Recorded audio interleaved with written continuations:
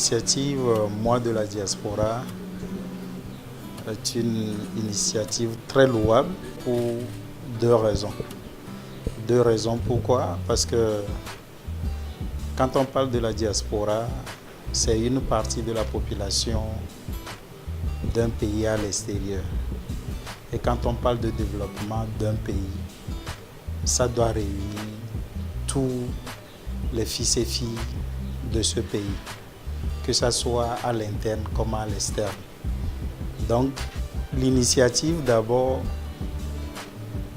donne au processus de développement ébauché par le gouvernement à être participatif et inclusif. Participatif parce que toutes les couches sociales doivent avoir leur point de vue dedans. Inclusive, c'est que tout le monde y participe, aussi la diaspora, que les résidents du pays. Maintenant, en termes de contribution, on peut le voir sur multiples angles.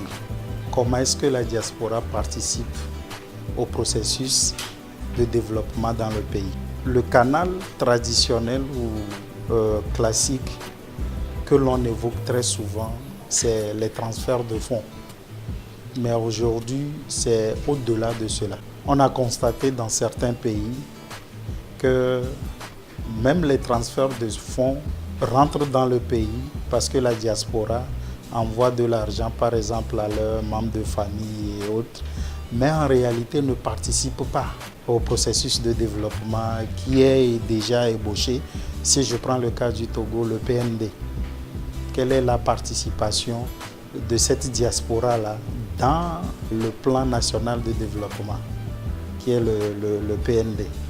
Donc automatiquement, quand je dis que ça va au-delà de la notion de transfert d'argent, c'est que on doit chercher des mécanismes ou bien créer des mécanismes pour que ce que la diaspora transfère, les membres de la diaspora transfèrent dans les pays, ne vont pas uniquement à des besoins personnels, surtout la construction des immeubles, des maisons, résoudre les problèmes de santé familiale et autres là, mais aussi canaliser ce transfert-là pour qu'ils aient, par exemple, aidé des axes dans le plan de développement du pays.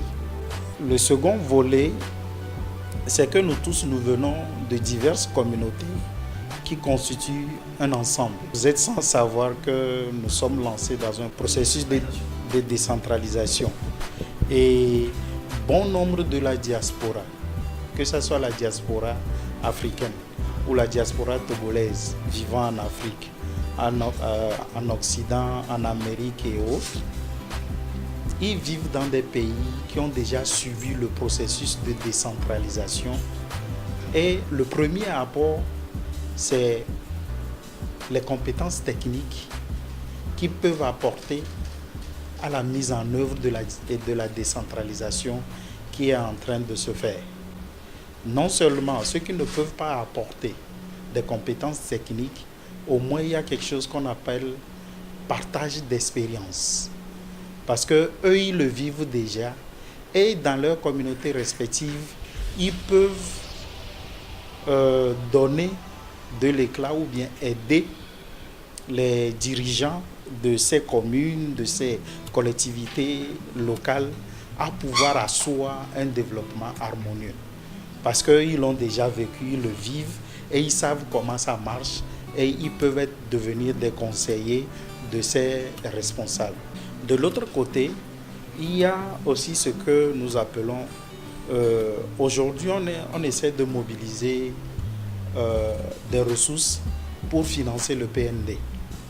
Mais il y a quelque chose à quoi nous ne pensons jamais. Et vous allez voir dans le PND, on parle de PPP, le partenariat public-privé.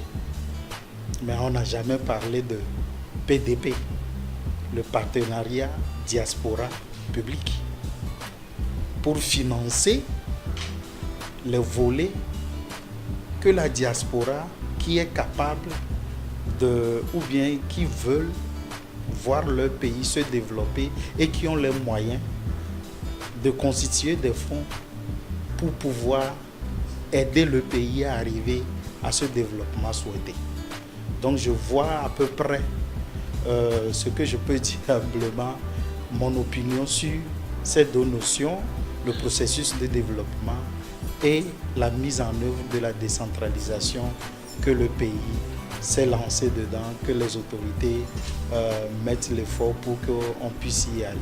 La migration est un point très déterminant. Si nous prenons aujourd'hui le Togo avec une population de 7,6 millions d'habitants, avec 1,2 millions qui vivent à l'extérieur, Lomé seul regorge et un quart de cette population, aux environs de 2 millions d'habitants. Vous imaginez un peu. Parce que quoi? On dirait que c'est seulement Lomé qui a des potentialités ou des opportunités de développement. Non. Si vous voyez, vous étudiez la cartographie du Togo en termes de développement, dans chaque région, il y a des particularités sur lesquelles on peut baser notre développement.